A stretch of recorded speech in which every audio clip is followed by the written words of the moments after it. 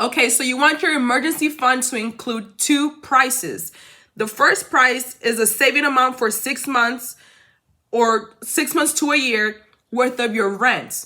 And the second one is an amount including your food costs for 6 months to a year. Okay? So my number is 12,600. That's saved. That's how much money I want to have saved in my emergency fund. While that money's sitting there, I can go ahead and then start an investment fund where whatever money I get in there, I'm going to use that to invest in whatever it is that I want to do. That way, when I'm investing, I don't have to worry about coming up with the money or being short on paying bills, paying rent, if I have to help somebody out, if I get put in on the spot of, hey, Claudia, I need your help. Can you help me? I don't have a choice. Okay. If I get put in a predicament like that, I can help someone without worrying about my investments, without worrying about my house falling down, and no one's out there explaining these things to us, telling us how to go from being like a basic person into stepping into being a beginner investor, a beginner entrepreneur. No one's breaking it down, but I am. I'm going to tell you how to do this, okay? Because I'm going through it. I'm a beginner. We're going to do this together. Okay, so you guys know my number. 12,600 is how much I want to have in my emergency fund while my money is on the side investing itself.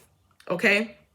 And don't worry if you also have an investment idea that you want to go through and it's a low cost, low head, go for it. You know what I'm saying? If that's going to help you, cash flow into your savings, that's good too. But the idea is that you want to have an emergency fund set aside while you're investing. Okay?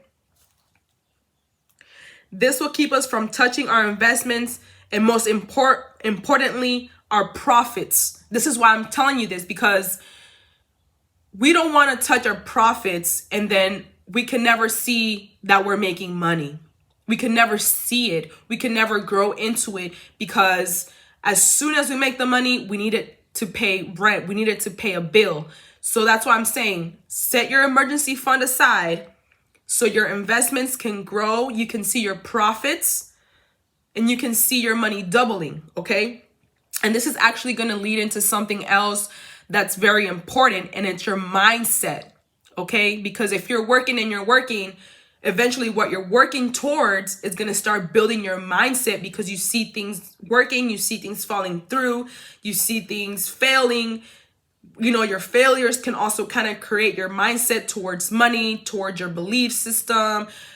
Your pain can also cause you to believe in certain things. You lack this, so now you don't want to feel, you know what I mean? So your failures in life and your successes also create your belief system. Okay?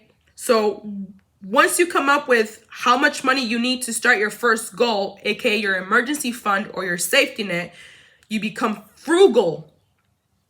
And I highlight frugal, become frugal in obtaining this goal. Once you have it, you can invest with peace of mind. You want to become frugal in how you spend your money. You don't have to eat out. You can go to the grocery store, buy fruits, go on a Daniel fast. I talked about it on my last video. If you really think about it and you sit down and you observe, the healthier you become, the less money you're putting out, okay? The more, start becoming a minimalist. Don't have too much clutter. Then you have peace of mind. You know where your things are at. Become, do your Daniel fast. You spend less money on junk food. Now you can buy fruits and veggies that are actually helping your immune system in your body. Maybe get off all of these chemicals that you're putting on yourself, cut down on what things you want to buy, like hair products. You probably have like 5 different mousses and hairsprays. cut down on that, save a little bit there. There are so many creative ways when you really sit down and you think about it. If you prioritize your goals, you will become somebody. Let me tell you, because then you start realizing I can save money here, I can save money there, I can do this, I can do that. My goal is my number one priority. I want to be financially independent. I want to be financially free. But you will not become that until you sit with yourself and you realize what it is. Or you go through pain and you realize, like myself, I do not want to work a 9 to 5 for the rest of my life. Life will do that to you. Okay? And there's nothing wrong with it, like I said, but we want to go from a basic person into a beginner investor into eventually being financially free. This world is starting to teach us you can instantly go from $0 to $100,000 real quick. You can easily lose that $100,000 if you don't realize your fundamentals, if you don't have a belief system, if you don't have a safe environment. You can make this money while you live with roommates and then there's catastrophe because everybody begins to be jealous. I mean, I'm just making up this scenario, but I'm saying everything comes with a cost, you guys. So let's sit down with ourselves, let's meditate, let's relax, let's take it easy this 2022 so we can grow into 2023 becoming the better versions of ourselves. And I'm not just saying that to be cliche, but I'm saying that because it's a possibility. Okay. So now I'm telling you what your first goal in life should be. Your first goal should be an emergency fund. And of course, I'm talking about this for those of you that have been watching my journey. I'm talking about this in reference to you have already paid down your debt. You have already been through all of that. Okay? You want to start building wealth. You start going from the negative into the positives. You're on the red line when you have debt. Let's jump and cross that line and, start building wealth by saying, okay, let my first goal be an emergency fund amount of $12,600 so that when I start investing to go from a basic beginner into an entrepreneur, into a businessman or woman, let me do this first step. Okay? Question. This is a question.